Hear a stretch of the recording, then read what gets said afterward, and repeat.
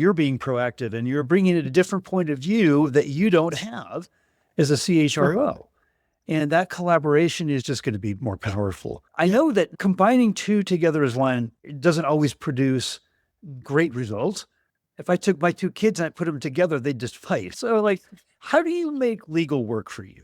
From the CHRO's perspective, how do you collaborate? How do you establish that working relationship?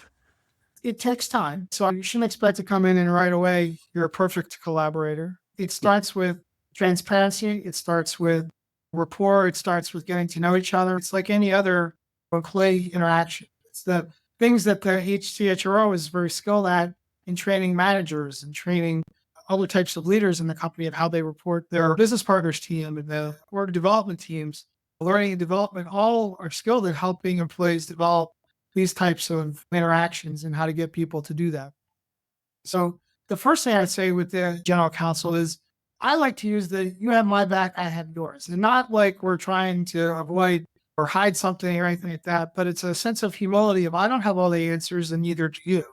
So if I ask all these questions and then I'm receptive to your question, even if it's in my expertise area, that's a great way to build rapport with the general counsel as well as the CHRO. It's one of the things, the skills I always like to impart in my legal team. The legal team is always trained to think they have all the answers on the legal issues. And if someone from the business team asks us a question like, really, is that really the right legal answer, to be receptive to that type of question, because sometimes the business team has a very good way of looking at it and it actually will solve the legal problem without causing any issues. So you have to be receptive on both ends. As a CHRO, the first thing I would do if I was interacting with the general counsel is ask them what are their big ticket items that they're trying to accomplish. How can that overlay with my big ticket items? Here are the things that I'm looking to do. I really could use your assistance. Is there anything I'm missing? What do you think about the HR team? Is there anything you would suggest for the HR team to do? Being humble about that doesn't mean you have to take the general counsel's advice, but just the fact that you're willing to consider it is a great way of building that trust and relationship.